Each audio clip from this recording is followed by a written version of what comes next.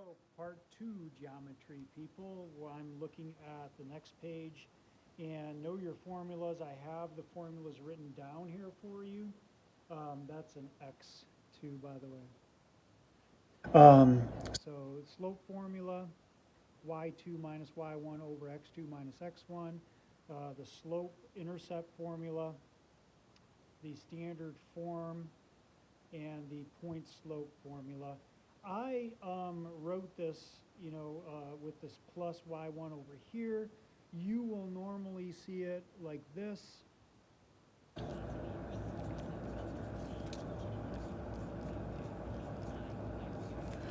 But in order to get y by itself, you have to add y1 to both sides. So I just do that right at the beginning, and it kind of makes life a little bit easier when you're working these out. When you're talking about parallel lines, you are having the same slope. So example, this is the slope, this is the slope. Notice they are both 2s. If it was, they were both 5s, both 10s, whatever, both a fraction, 2/3, 2/3, whatever. If they're the same, if this m, the slope is the same, they are parallel lines. If it's the opposite inverse, for example, if the slope is 2 and the other slope is -1/2, or the slope is 3/4 and the other slope is -4/3, opposite, positive to negative, negative to positive, and it's flipped over, or if it's a whole number, it's under 1, then you have some examples here, then you have perpendicular lines. For 20, I'm only doing every other one. Try the other ones on your own. We are using the slope formula. Notice for number 20, for A and B, I figure out the slope. For C and D, I figure out the slope. Subtracting a negative becomes positive. Subtracting a negative becomes positive, so be careful of that. Subtracting a negative becomes positive. They both end up being the same slope when you break it all down, -1/3. So I have -1/3, -1/3, that's parallel. I do the same thing for 22. I notice that I have a 0 on the bottom, I get a 0 on the bottom. When you run this through your calculator, 7 divided by 0, you'll get an error. That means it's undefined. Undefined, in other words, if you look at your x value is always 9, that means it's going to be a vertical line on where x is 9. This one's a vertical line on -2. Because you have -2 and -2 for your x values. When you have the same x values, it's undefined. So if I have an undefined two vertical lines, those two vertical lines are parallel to one another.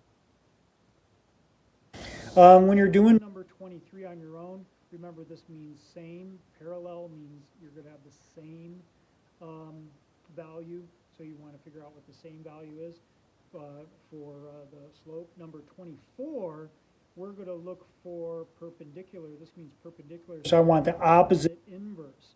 So I went ahead and I figured out G and H because there's no variable. So G and H, it's 4. So it's -24 divided by -6 is 4. The opposite inverse of 4 is -1/4. So I start to work this out, and I get to 12, and I figure out that this number has to be a 3, because a -1/4 is what I want, right? And so the 12 becomes a 4 by dividing by 3. What can I divide by 3 in order to get 1? Well, 3. So this number right here, how do I get a -3? Well, I got to take 5 minus 8 to get a -3. So my y value is going to be 8. So this has to be 8 right here. Okay? For number 26, all you have to do is put it in slope-intercept form. Take a look at the slope. This slope ends up being a positive x. This slope ends up being a negative x.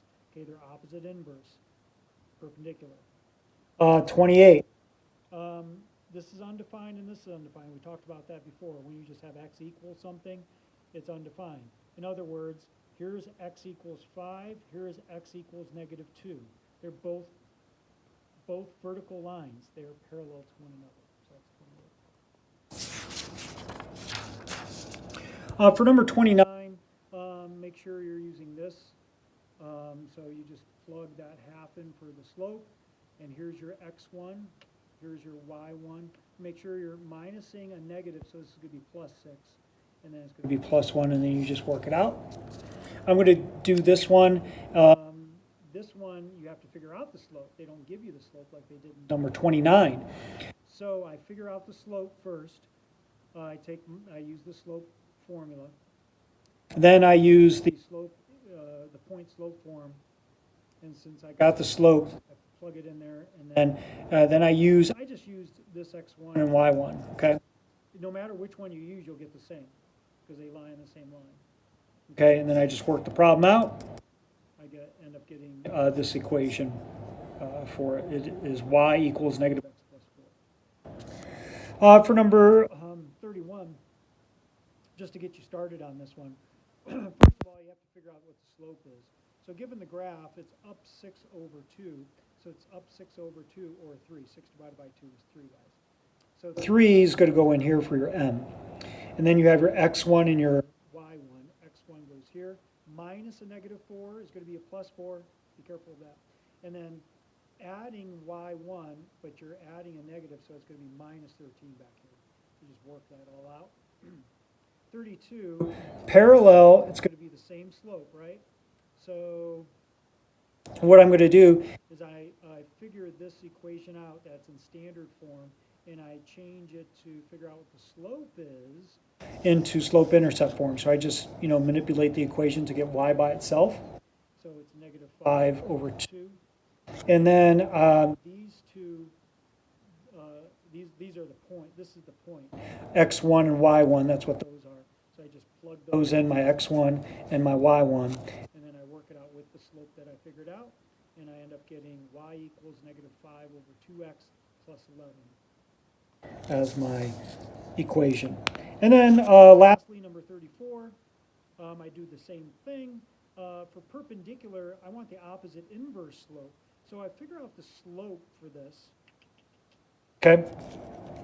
It's 2/5. So I want the opposite inverse. I want my opposite inverse. I want negative 5 over 2. So I flip it and change it from positive to negative. That's going to give me a perpendicular line. And then it passes through these 2 points. So there's my x1, my y1. I just plug those in. And I work it out. And I get y equals negative 5 over 2x minus 4. Okay. Hopefully this helps. And good luck studying for your test. I already have the test posted.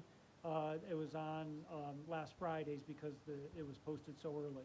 So look for that. I'll post it again probably for you for